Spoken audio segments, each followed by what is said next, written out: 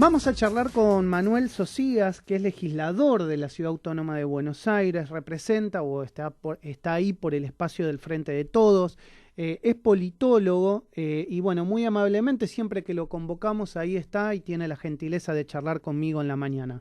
Hola Manuel, ¿cómo te va? Maximiliano Lecky te saluda, ¿cómo andás tanto tiempo? ¿Cómo te va, Maximiliano? Buen día. Bueno, gracias por atendernos. ¿Cómo estás vos? ¿Cómo estás sobrellevando todo lo que nos está pasando en el medio de la pandemia? Bueno, un poco como todos, ¿no? Tratando de acomodarse a la situación incómoda. Yo tengo aparte 2 hijas en edad escolar, así que complicado como todas las familias estoy. Sí, pero bueno, llevándola bien, llevándola bien. Día de clase presencial, día de clase virtual, organizando, me imagino que no debe ser fácil. Zoom por el trabajo. La logística familiar es un despelote total, pero bueno, no queda otra que acomodarse y tener paciencia. Bueno, a mí siempre me gusta charlar con vos por tu profesión, que es politólogo y a uno que le gusta la política, hace un programa de política de actualidad, siempre está bueno analizarlo y reflexionarlo. ¿Cómo salís de la polarización tan grande que vive en la Argentina? Parecía que Alberto Fernández era un presidente que venía a cerrar mucho de la grieta porque eso se había propuesto en campaña, pero digamos hoy, casi 16, 17 meses atrás, todo se ha profundizado, ¿no? No hemos zanjado nada, no hemos cerrado nada. Bueno, yo comparto un diagnóstico. Yo creo que de la polarización se sale con generosidad y con conciencia de la magnitud de los problemas que enfrenta nuestro país. Es decir, no hay forma de resolver la escala de los problemas que nosotros tenemos en una lógica de la polarización. Yo creo que hay que salir ya de la polarización porque lo que necesita la Argentina es construir consensos para enfrentar problemas mayúsculos, de todo tipo aparte, ¿no? Sí. Sí, totalmente de acuerdo, porque digamos, después de la pandemia, cuando esto termine o cuando tengamos la mayor parte de la población vacunada, hay que salir de la crisis económica. Efectivamente, mirá, yo creo que, como dice nuestro ministro de Economía, para tranquilizar la economía hay que construir pisos de acuerdo mínimos, porque la volatilidad que tiene nuestra macroeconomía no resiste discutir todo el tiempo y en los términos que se discuten las cosas. Uh-huh. Es más, yo el otro día pensaba una imagen que quizás sirve para metaforizar lo que yo pienso al respecto, que la grieta es a la política lo que la convertibilidad en su momento fue a la economía. Es decir, todos somos conscientes de que hay que salir y nadie se anima a salir. Se ve que la grieta también da cierta comodidad. Y creo que hoy ser rebelde es ser moderado, uh-huh, sensato y restablecer los marcos del diálogo político para resolver los problemas que tiene la Argentina. Sí, totalmente, porque además cuando vos hablás con la gente no está queriendo profundizar, está queriendo resolver problemas, así que comparto plenamente ese diagnóstico. La grieta es una cosa de la política, no es de la sociedad. Y yo creo que la política tiene que empatizar más con la sociedad.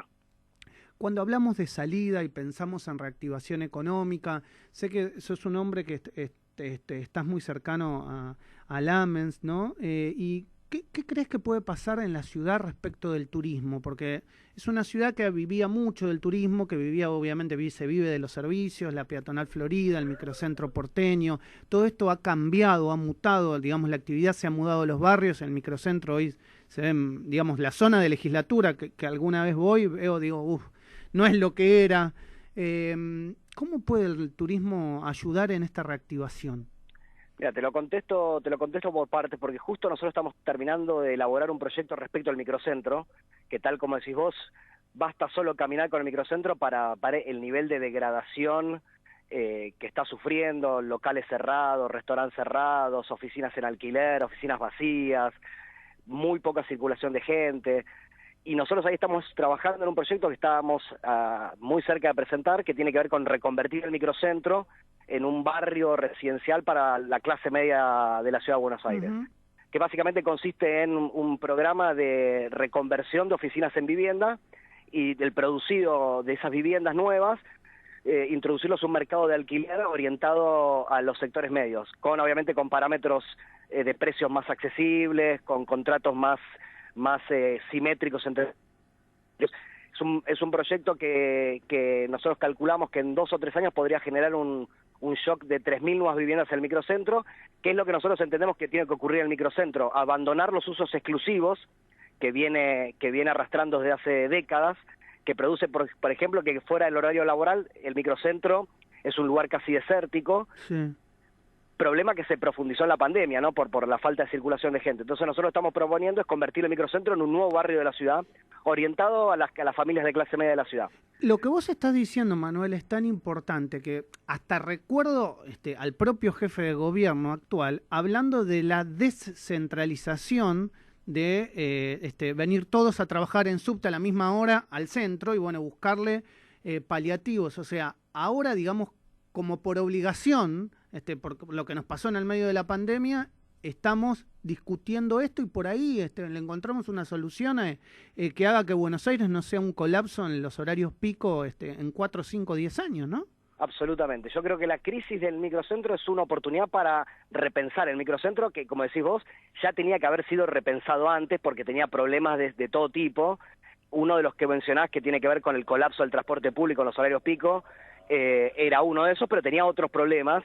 Y creo que la crisis del microcentro en tanto lugar de oficinas nos da el margen para pensar qué hacer con ese espacio de la ciudad que es tan importante, como decía vos, para el turismo fundamentalmente, porque el turismo en la ciudad de Buenos Aires representa millones y millones de dólares anuales, miles y miles de puestos de trabajo, no solo en hotelería, sino también en gastronomía, en servicios, trabajadores autónomos con días, transportistas, y el microcentro principalísimo activo de la ciudad en materia de atracción de turismo internacional. Sí, repensando esto también, y esta es una pregunta que surge en base a la charla, también puede pasar que salido o empezando a salir de la crisis, que los vuelos se reactiven en la ciudad de Buenos Aires y en la Argentina, haya una gran cantidad de turistas que vengan a la ciudad de Buenos Aires por los precios competitivos y el valor del dólar en nuestro país.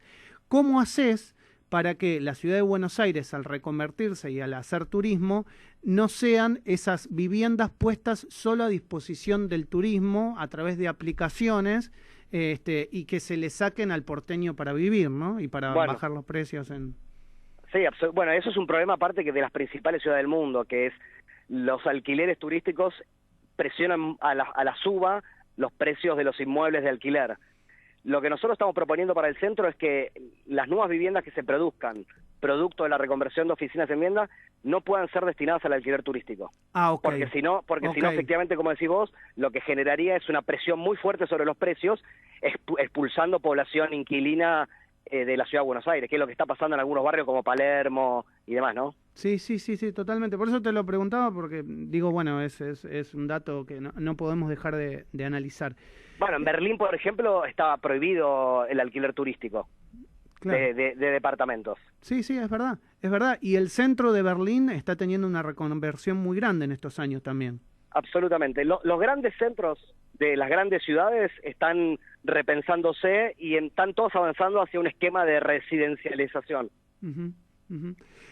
¿Cómo estás viendo el rol y la relación entre el oficialismo y la oposición a nivel general, a nivel nacional? ¿Qué ves de todo esto que nos está pasando? ¿Qué podemos sacar de positivo o marcar lo negativo para que no nos siga sucediendo? Bueno, es un poco la conversación que tuvimos al principio, ¿no? Yo creo que hubo un buen momento y auspicioso momento al inicio de la pandemia, allá por marzo, abril, mayo del año pasado, donde el sistema político interpretó que no había margen para la mezquindad, para la chicana, que había que abroquelar y tener una política común. Eso fue para mí muy auspicioso. Creo que entusiasmó mucho a la sociedad. Eso indicaban las encuestas respecto de la valoración de los gobiernos en general, el nacional, los provinciales, los municipales. Y eso se fue desgastando y volvimos a entrar en una lógica de polarización, de confrontación, de grieta, que creo que complicó mucho la administración de la pandemia, complica mucho la administración de la economía, sí. Y creo que angustia mucho a la sociedad. Totalmente, sí, totalmente. Creo que el presidente es el principal promotor del diálogo, es un tipo que habla con todo el mundo, que incluso hasta se lo critica por hablar demasiado y demorar algunas decisiones, producto de esto de las consultas que das y demás, pero creo que ese es el camino. Hay que profundizar esa línea de trabajo porque no queda margen, no hay más margen. La sociedad no tiene más margen para aguantar el espectáculo de la grieta entre políticos peleándose y demás. ¿Cómo crees que va a salir posicionado el Frente de Todos en la ciudad en estas elecciones? Bueno, dependerá mucho de la campaña de vacunación y dependerá también de la reactivación de la economía. Hay elementos alentadores en la economía que hay que profundizar, que hay que consolidar, pero bueno, dependerá un poco de cómo termine resultando la campaña de vacunación y bueno, los indicadores de la economía. O sea que serán las dos, economía y salud. Yo creo que sí. Yo creo que sí. Manuel, gracias por estos minutos con Radio Sónica, siempre tan amable, a seguir cuidándose. Al contrario, muchas gracias y a disposición. Un abrazo muy grande, cuídate. Abrazo. Manuel Socias, legislador de la Ciudad Autónoma de Buenos Aires, del Frente de Todos, en la mañana del arranque. Bueno, Augusto, llegamos a las 12.